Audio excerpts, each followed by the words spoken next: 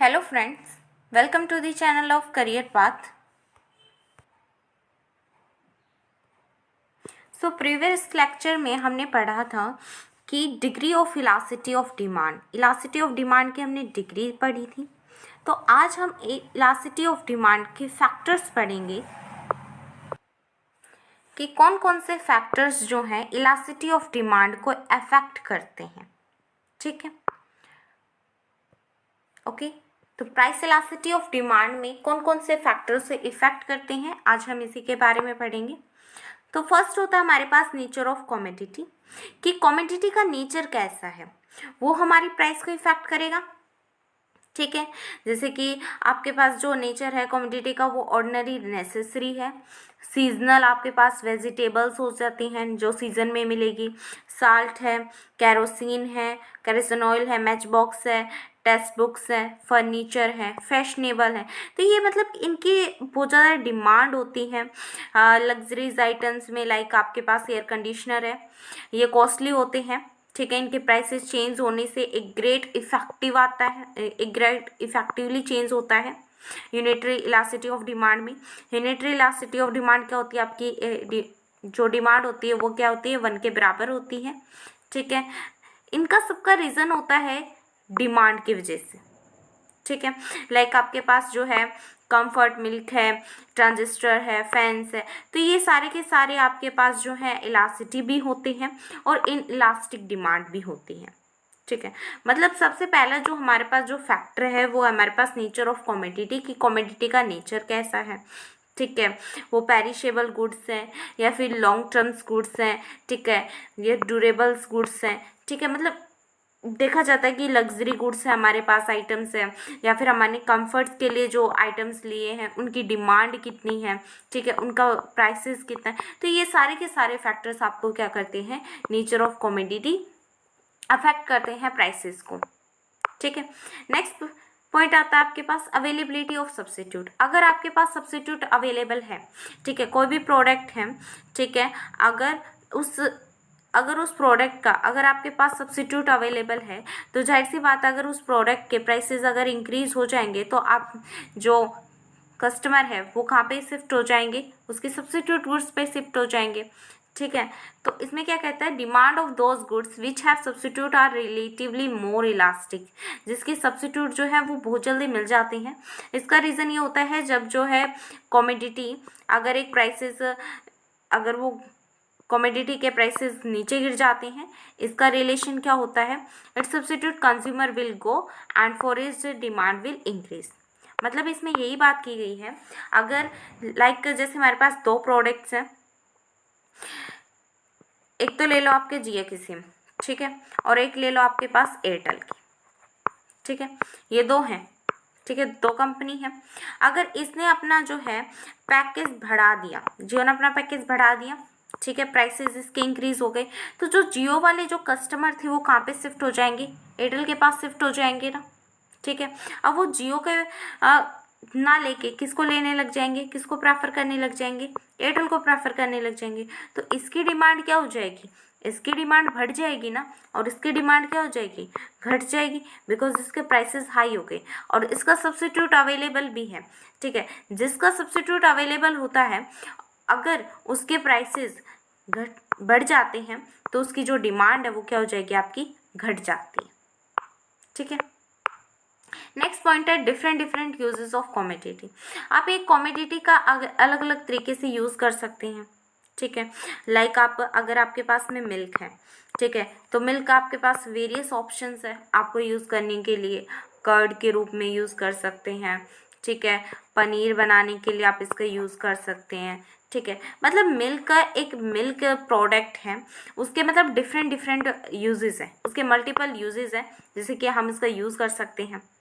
ठीक है, जैसे कि अगर हम डिमांड की बात करें इलेक्ट्रिसिटी, ठीक है, उसके मल्टीपल यूजेस हैं, लाइटिंग, ठीक है, लाइटिंग के लिए यूज़ कर सकते हैं, रूम हीटिंग के लिए कर सकते हैं, एयर कंडीशनिंग के लिए कर सकते हैं, कुकिंग के लिए कर सकते हैं। ठीक है, यदि टैरिफ और इलेक्ट्रिसिटी अगर इंक्रीज हो जाती हैं तो उसका uses will be restricted to important purpose like lighting. ठीक है, मतलब अगर इसके प्राइसेस जो हैं अगर वो हाई हो जाते हैं तो क्या हम इतनी सारी चीज़ों में इसका यूज़ करेंगे? नहीं, हम जो है केवल और केवल उसको लाइटिंग में यूज़ करेंगे। जितना कम होगा हम उतना कम उसका क्या करेंगे? यूज़ करेंगे। तो डिमांड क्या होगी? वैसी बात है, उसकी कम हो जाएगी। नेक्स्ट आता है हमारे पास पोस्टपोनमेंट ऑफ द यूज़। ठीक है, इसका मतलब है कि demand will B elastic for those commodity, उन कमोडिटी की जो डिमांड है वो इलास्टिक होगी जिनका कंजप्शन पोस्टपोनमेंट हो जाता है। जैसे कि आपकी जो डिमांड है, ठीक है, हाउस को, आपकी डिमांड है कि हमें हाउस को कंस्ट्रक्ट करना है, ठीक है। अब हाउस को बनाने के लिए आपको ब्रिक्स चाहिए, ठीक है, आपको सीमेंट की ज़रूरत है, आपको सैंड की ज़रूरत है। तो ये सारे के सारे प्रोडक्ट क्या है आपके पास? नेसेसिटी है ना, ज़रूरी प्रोडक्ट्स हैं, दैट इज इलास्टिक डिमांड। ठीक है, मतलब कि यहाँ पे क्या है, आपको जो मतलब घर बनाने के लिए आपकी डिमांड है घर बनाने की, और घर बनाने में जो चीज़ें आपको ज़रूरत पड़ी, जैसे आपको ईंट की ज़रूरत पड़ी, सीमेंट की, या फिर सैंड की, मिट्टी की ज़रूरत पड़ रही है, तो उन सब चीज़ों का ज़रूरत के लिए जो आपको ये सारी चीज़ें ज़रूरत पड़ रही है, तो ये सारी चीज़ें यहाँ पर क्या है? इलास्टिक है आपकी। यहाँ पे आपकी कौन सी डिमांड शो हो रही है? इलास्टिक। ओके, नेक्स्ट पॉइंट है income of the consumer. Consumer की इनकम का जो है वो भी प्राइस को बहुत ज़्यादा इफेक्ट करती है। ठीक है, क्योंकि पीपल जिनकी जो इनकम है एक हाई है या फिर लो है, ठीक है, उनकी डिमांड भी ऑर्डिनरी इलास्टिक होती है। बिकॉज राइज और fall in A price will do little effect on their demand. ठीक है, किसी की इनकम जो है हाई है, ठीक है, किसी की इनकम हाई है, तो अगर प्राइसेस राइज हो जाते हैं तो उनको इतना इफेक्ट नहीं पड़ेगा। ठीक है, लेकिन अगर किसी की इनकम जो है अगर वो लो है, अगर थोड़ी से प्राइसेस हाई हो जाते हैं उनको बहुत ज़्यादा इफेक्ट पड़ता है। ठीक है, तो income of the consumer, income की जो कंज्यूमर की जो इनकम है वो भी किसको इफेक्ट करती है? प्राइसेस उससे भी बहुत ज़्यादा इफेक्ट होते हैं। नेक्स्ट पॉइंट है हमारे पास habit of the consumer. Consumer की हैबिट, गुड्स टू विच एक पर्सन बिकम्स अकस्मेटेड और habitual will have a elastic demand. Like आपके पास हैबिट ऑफ द कंज्यूमर, कई कंज्यूमर ऐसे होते हैं जिन्हें सिगरेट पीने की आदत होती है, कॉफ़ी पीने की आदत होती है, टैबैको की आदत होती है। ठीक है, तो इसमें ये सारी चीज़ें उनकी क्या है? इन इलास्टिक डिमांड है। ठीक है, ये सारी क्या है? इनइलास्टिक डिमांड है। मतलब जो आपके पास जो हैबिचुअल गुड्स आते हैं वो आपके क्या होते हैं? इनइलास्टिक डिमांड के अंतर्गत आते हैं। ठीक है, तो इनके अगर प्राइसेस आपके पास में अगर हाई हो जाते हैं या प्राइसेस लो हो जाते हैं तो आपकी डिमांड के ऊपर वैसी बात है इफेक्ट तो पड़ेगा डिमांड के ऊपर। तो ये क्या है? ये भी आपके प्राइस को इफेक्ट करते हैं इलास्टिसिटी ऑफ डिमांड में। ठीक है, habit of the consumer. Next है proportions of income spent on a commodity, कि आप अपनी इनकम का कितना पोर्शन जो है वो अपने मतलब कि लाइक आपके पास आपकी इनकम जो 100% है, ठीक है, तो आप उसमें से जैसे कि आपने 60% तो उसे स्पेंड किया है अपने रेगुलर खर्चों में, ठीक है, 40% के आपने उसमें किए हैं सेविंग, तो आप कितना परसेंट उसमें खर्च कर रहे हो? कितना परसेंट अपनी इनकम का 100% में से मैं सिर्फ 60% खर्च कर रही हूँ। Goods on which a consumer spend करता है अपनी वेरी लिटिल अमाउंट को, ठीक है, उसमें मतलब कि अपनी पूरी 100% इनकम में से 60% जो है अगर वो मतलब अपनी मतलब एक छोटी सी अमाउंट जैसे 40% अगर वो अपनी इनकम का लाइक अपनी टूथपेस्ट के ऊपर स्पेंड कर रहे हैं, उसके कुछ नीडल्स उसके ऊपर स्पेंड कर रहे हैं, that is a in elastic उसकी डिमांड हो जाएगी। ओके, नेक्स्ट होता हमारे पास प्राइस लेवल। प्राइस लेवल भी है, प्राइस लेवल भी क्या करता है? इफेक्ट करता है। किस चीज़ को इफेक्ट कर रहा है? Elasticity of demand. हमारा जो प्राइस लेवल है वो भी प्राइस की इंक्रीज होने या डिक्रीज होने, ठीक है, वो किसको इफेक्ट कर रहा है? प्राइस इलास्टिसिटी ऑफ डिमांड को क्या करता है? ये भी इफेक्ट करता है। ठीक है, क्योंकि देखो इलास्टिसिटी ऑफ डिमांड आपकी किसके ऊपर डिपेंड करती है? प्राइस के लेवल के ऊपर डिपेंड करती है। आपकी डिमांड तो डायरेक्टली आपके प्राइस के ऊपर डिपेंड करती है कि एक कमोडिटी का प्राइसेस क्या होगा। ठीक है, तो elasticity of demand will be high, अगर डिमांड ज़्यादा है, ठीक है, at a higher level of prices of the commodity, अगर लो है तो लोअर लेवल है। ठीक है। अगर मतलब कि आपके पास जो है डिमांड अगर आपके पास ज़्यादा है तो उसका जो लेवल है, प्राइस का जो लेवल है वो भी क्या है, आपके पास ज़्यादा है। अगर आपकी जो डिमांड है, अगर वो क्या है, अगर डिमांड आपके पास जो है वो लो है, ठीक है, तो हम ये मानेंगे जो लेवल है प्राइसेस का वो भी क्या है, आपके पास लो है। तो प्राइस का लेवल जो है वो इफेक्ट इसको करता है, प्राइस इलास्टिसिटी ऑफ डिमांड को इफेक्ट करता है। सो नेक्स्ट पॉइंट हमारे पास है टाइम पीरियड। ठीक है, टाइम पीरियड की अगर हम बात करें कि कितने टाइम पीरियड, मतलब कि एक टाइम पीरियड हमारे पास होता है, एक तो हमारे पास शॉर्ट टर्म पीरियड होता है और एक हमारे पास क्या होता है, लॉन्ग टर्म पीरियड होता है। जो शॉर्ट टर्म पीरियड होता है उसे हम क्या कहते हैं, शॉर्ट टर्म पीरियड में क्या होता है, इलास्टिक होता है। ठीक है, शॉर्ट टर्म पीरियड क्या होगा, हमारे पास इलास्टिक होता है, जबकि लॉन्ग टर्म पीरियड्स क्या होता है, हमारे पास इलास्टिक होता है। क्योंकि लॉन्ग रन में एक कंज्यूमर जो है उसकी हैबिट चेंज हो सकती है। हो मान लो आज को उसको कुछ खाना पसंद है, ठीक है, थोड़े टाइम जाने के बाद में उसे कुछ खाना और पसंद हो जाता है, ठीक है, तो इसलिए ये इलास्टिक होता है। और शॉर्ट टर्म में आपके पास जो आपकी डिमांड होती है और जो आपका टेस्ट होता है वो कन्वीनियंट के हिसाब से होता है। मतलब एज शॉर्ट टर्म पीरियड जो है वो एक छोटा सा पीरियड के अंदर ही होता है, ठीक है, और वो आपकी कन्वीनियंटली आपकी हैबिट को जो है वो चेंज नहीं करता है, इसलिए ये इलास्टिक होता है। ओके,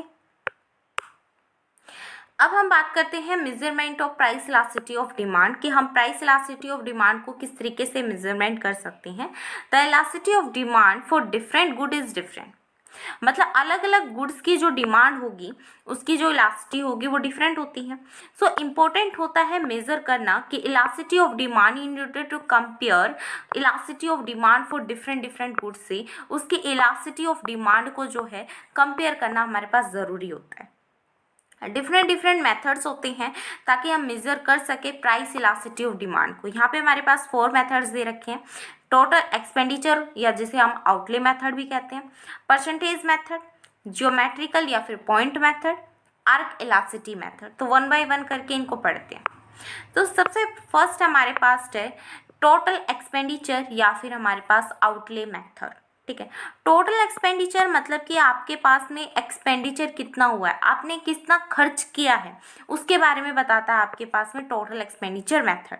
ठीक है, ये जो मेथड है ये आपके मार्शल ने विजुअलाइज्ड किया है इसको 3 पोजीशन के ऊपर पे, जो कि ये चेंजमेंट होता रहता है एक कमोडिटी के प्राइसेस के चेंजेस होने से। ठीक है, total expenditure is worked out by the multiplying the prices of per unit of the commodity. Total expenditure हम कैसे निकालते हैं, टोटल एक्सपेंडिचर तो वही निकलता है ना कि कमोडिटी का प्राइसेस कितना है और आपने कितनी क्वांटिटी उसमें क्या की है, परचेज की है। कमोडिटी का प्राइसेस प्लस में आपने कितनी क्वांटिटी परचेज की है, इन दोनों का मल्टीप्लाई में अगर हमने कितनी क्वांटिटी इसमें परचेज की है, अगर हम मल्टीप्लाई करते हैं दोनों को तो हमारे पास निकल के आ जाता है ना कि पर कमोडिटी की जो वैल्यू है वो कितनी है और हमारे पास टोटल एक्सपेंडिचर कितना हुआ है।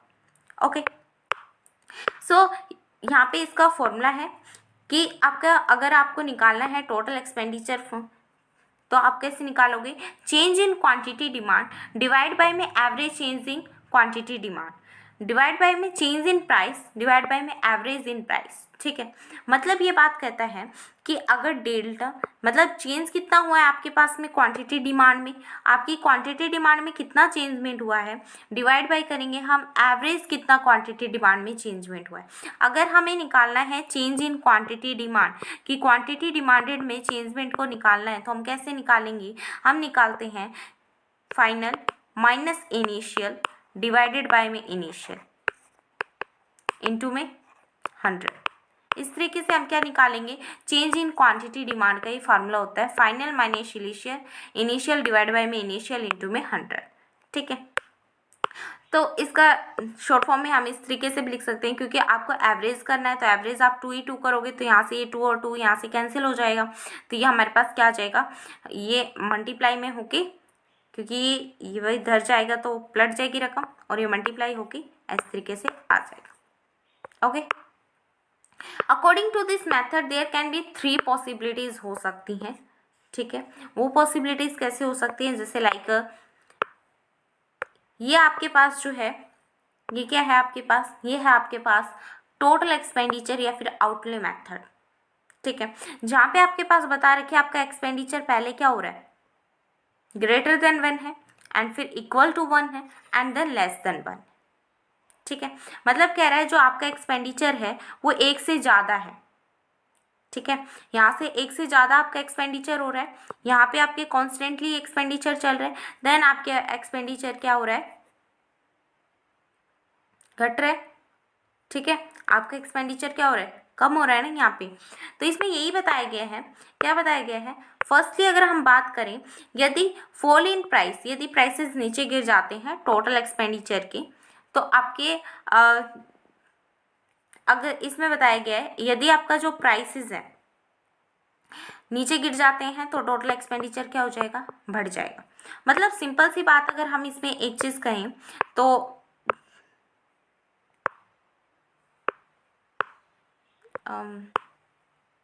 सिंपल सी बात अगर हम इसमें एक चीज़ कहते हैं तो ये क्या शो करता है, ये शो करता है कि प्राइसेस जो हैं, ठीक है, अगर प्राइस कम हो रहे हैं तो उसका इफेक्ट टोटल एक्सपेंडिचर पे आपका क्या पड़ेगा।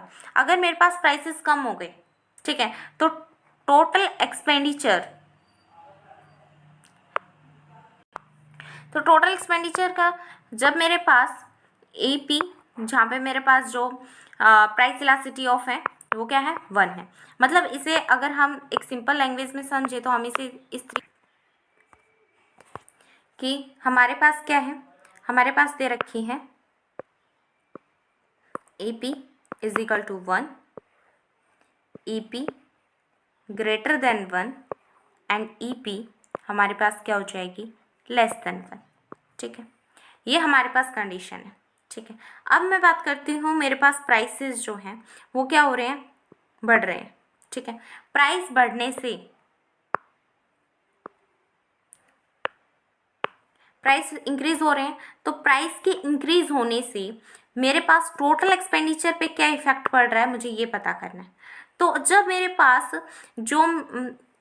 पास जो प्राइस है, जो ईपी है, अगर वो मेरे पास इक्वल टू 1 है तो टोटल एक्सपेंडिचर क्या होंगे, टोटल एक्सपेंडिचर मेरे पास कांस्टेंट रहेंगे।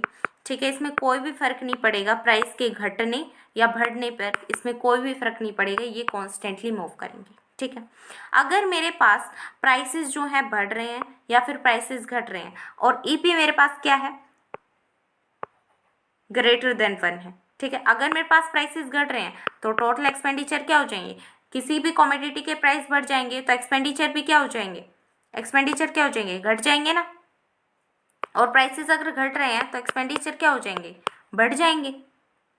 ठीक है, तो अगर मैं इसकी बात करूं, ईपी अगर मेरे पास लेस देन 1 है, अगर मेरे पास प्राइसेस जो है वो बढ़ रहे हैं तो मेरे पास टोटल एक्सपेंडिचर क्या हो जाएंगे, टोटल एक्सपेंडिचर क्या हो जाएंगे, घट जाएंगे। ठीक है, क्योंकि प्राइसेस क्या हो रहे हैं, सॉरी, यहाँ पे टोटल एक्सपेंडिचर क्या हो जाएंगे, बढ़ जाएंगे, क्योंकि यहाँ पे प्राइसेस बढ़ रहे हैं ना। और ईपी मेरे पास क्या है, लेस देन 1 है, मतलब 1 से कम है, 1 से कम है और प्राइसेस मेरे पास बढ़ रहे हैं, तो यहाँ पे टोटल एक्सपेंडिचर भी मेरे पास बढ़ेंगे, क्योंकि 1 से अभी कम है, यहाँ पे 1 से ज़्यादा थी तो इसलिए इन्वर्स गया है, 1 से यहाँ पे कम है, इसलिए मेरे पास अगर प्राइसेस कम हो रहे हैं तो टोटल एक्सपेंडिचर भी क्या हो जाएंगे, कम हो जाएंगे। ठीक है, इसमें यही बताया जाता है, अगर आपके पास में ईपी इज इक्वल टू 1 है तो आपका कॉन्स्टेंटली मूव करेगा। मतलब यहाँ पे क्या होगा, जो आपके प्राइसेस के बढ़ने और घटने से एक्सपेंडिचर पर कोई भी इफेक्ट नहीं पड़ेगा। ठीक है, यहाँ पे ये कॉन्स्टेंटली मूव करेंगे, इसीलिए क्या होता है, बिल्कुल ये सिंपल ऐसा बनता है। ठीक है, अगर आगे हम बात करें, ईपी ग्रेटर देन 1 है।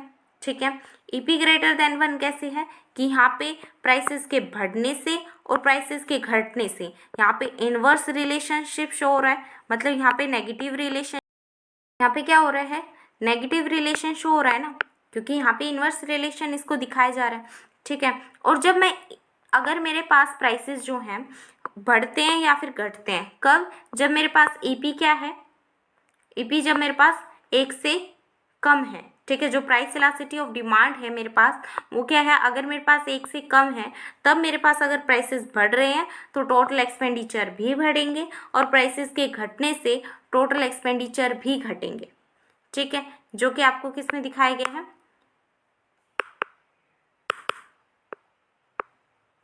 जो कि आपको इस ग्राफ में दिखाया गया। ठीक है, देखो यहाँ पे ये वाली चीज़ क्या है, कॉन्स्टेंटली मूव कर रही है। ठीक है, इज इक्वल टू 1 है। यहाँ पे आपके कांस्टेंट है, आपका जो टोटल एक्सपेंडिचर है वो कांस्टेंट है, मतलब जो एक्सपेंडिचर आपके पास 12 का है वो 12 का ये एक्सपेंडिचर है, ये प्राइसेस है और ये एक्सपेंडिचर है। ठीक है, प्राइसेस क्या है आपके पास, प्राइसेस मूव कर रहे हैं, आपके प्राइसेस ऊपर नीचे हो रहे हैं। ठीक है, आपके पास पहले प्राइसेस जो था वो 4 था। ठीक है, उसके बाद में प्राइसेस आपके क्या हो गया, 3 हो गया, लेकिन आपके पास जो एक्सपेंडिचर है वो तो 12 ही है, मतलब टोटल एक्सपेंडिचर प्राइसेस के घटने और बढ़ने से टोटल एक्सपेंडिचर पे कोई भी इफेक्ट नहीं पड़ रहा है। ये कौन बताता है आपके पास, प्राइस इलास्टिसिटी ऑफ 1 बताती है जब वो इक्वल टू 1 होता है। और जब ये ग्रेटर देन 1 होता है, ग्रेटर देन 1 होता है मतलब जब आपके प्राइस 6 थे तो आपके पास जो एक्सपेंडिचर था वो कितना था, वो भी 6 था। जब आपके पास प्राइसेस जो है वो 5 हो गए, ठीक है, एक्सपेंडिचर कितना हो गया, 10 हो गया। मतलब कि प्राइसेस के बढ़ने से और प्राइसेस के घटने से टोटल एक्सपेंडिचर में चेंजेस आ रहा है।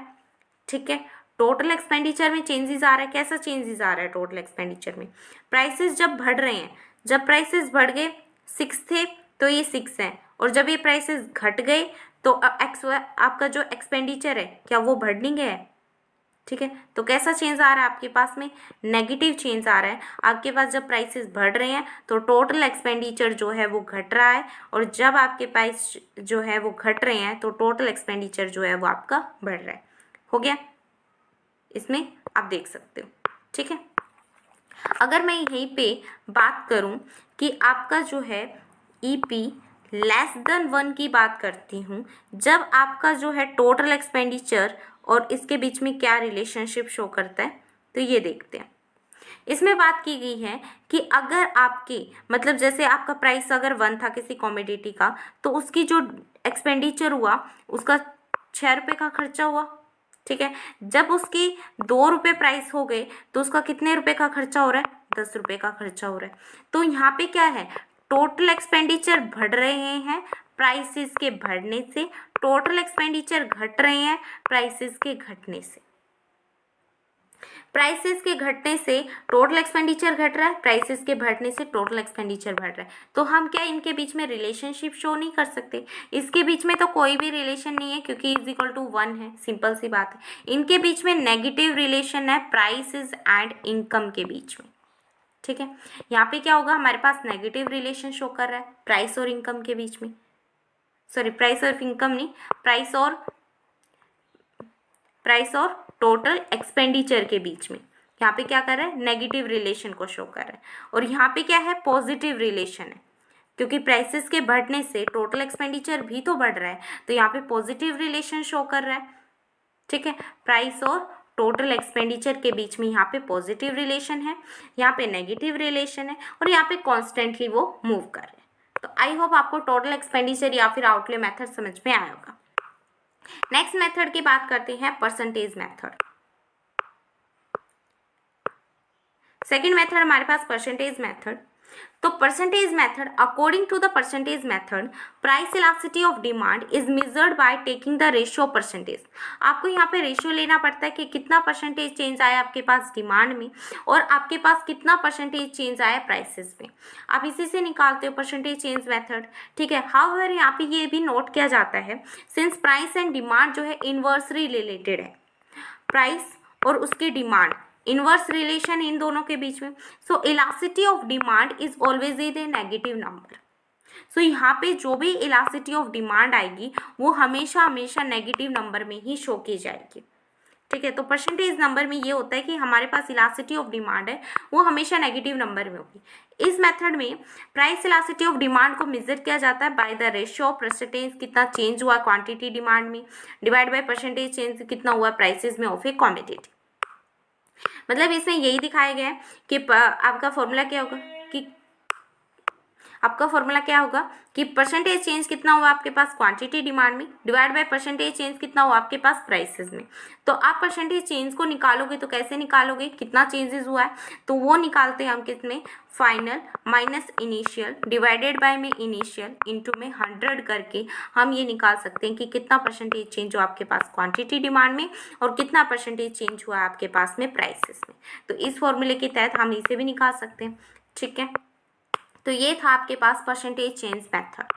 नेक्स्ट इसमें आगे एक चीज़ और दी गई है, इसका एक अनोदर फीचर भी होता है प्राइस इलास्टिसिटी ऑफ डिमांड का, कि ये डिपेंड नहीं करता है on the unit of measurement on the quantity of demand.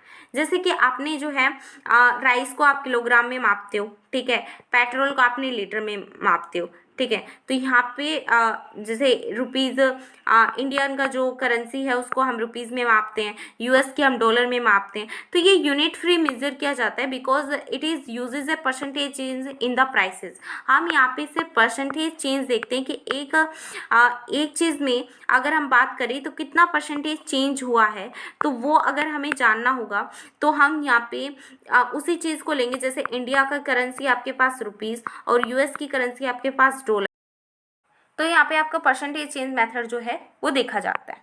Okay, next बात करते हैं जियोमेट्रिकल या फिर पॉइंट मेथड के बारे में।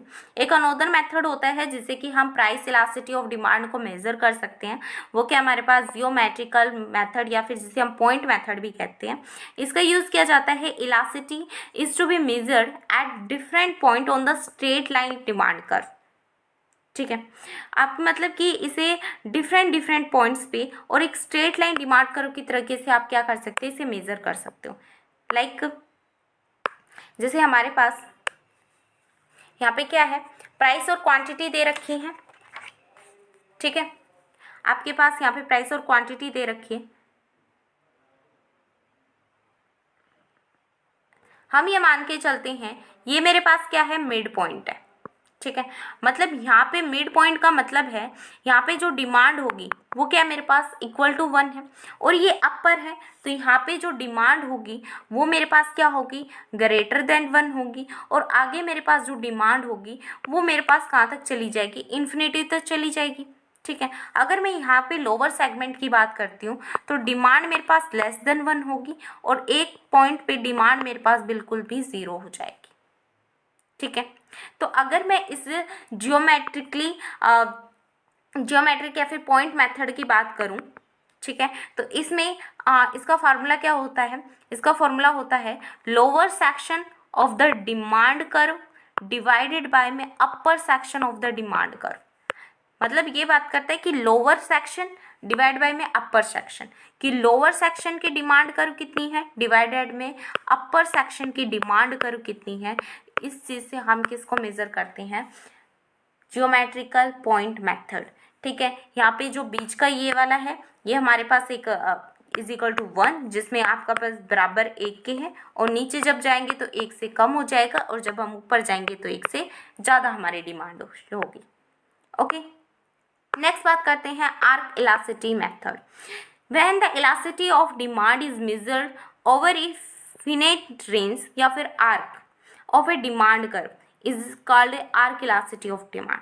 मतलब ये बताता है कि आपने जो मेज़र करते हो इलास्टिसिटी ऑफ डिमांड को, अगर आपने ओवर ए फिनाइट को ओवर रेंज में मेज़र कर रहे हो, ठीक है, जैसे हम क्या करते हैं लाइक ये हमारे पास जो होती है ना ये क्या हमारे पास है आर्क। ठीक है, तो इस आर्क में हम क्या करते हैं, आर्क इलास्टिसिटी ऑफ डिमांड है।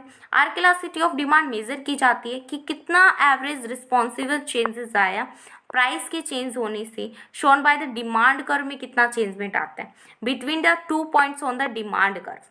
ठीक है, एंड आर्क एक पोर्शन है फॉर P1 का between 2 points on the demand curve, जहाँ पे जो फर्स्ट पॉइंट है जो कि A और B के बीच में बताया गया है वो होता है आपके पास डिमांड कर्व। यहाँ पे अगर हम एक बार ग्राफ से देख लेते हैं, ये हमारे पास है आर्क मेथड। यहाँ पे मेरे पास ये वाला जो है वो पॉइंट शो कर रहा है, that is a arc method. यहाँ पे अगर मेरे पास शो कर रहा है कि मेरे पास जब प्राइसेस 10 है, ठीक है, तो मेरे पास डिमांड कितनी है 5 है। प्राइसेस 10 है तो मेरे पास डिमांड 5 है, प्राइसेस मेरे पास 5 है तो डिमांड कितनी है 12 है। ठीक है। तो इन दोनों में जो ये वाली डिमांड आ रही है, ये डिमांड कर्व बन रहा है ना, ठीक है। इसी को हम क्या कहते हैं, आर्क मेथड। ओके, और इसका फॉर्मूला क्या होता है आर्क मेथड निकालने का, EP equal to Q2 minus Q1 divided upon में Q1 plus Q2 divided upon में 2 डिवाइडेड अपॉन में P2 minus P1 divided upon में P1 plus P2 divided upon में 2। ओके, ये होता है आपके पास में आर्क इलास्टिसिटी का मेथड।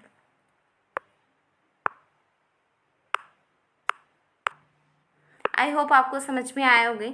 ये चारों के चारों आपके पास प्राइस मेजरमेंट करने की जो मेथड्स थे, हमारे पास 4 थे, तो ये चारों के चारों आपको समझ में आएंगे। सो नेक्स्ट हम इनकम इलास्टिसिटी ऑफ डिमांड जो है वो हम नेक्स्ट लेक्चर में हमारी कवर करेंगे। ओके, नेक्स्ट लेक्चर में हम अपनी इनकम इलास्टिसिटी ऑफ डिमांड को कवर करेंगे। सो आज के लिए हम इतना ही कवर अप करते हैं। Thank you.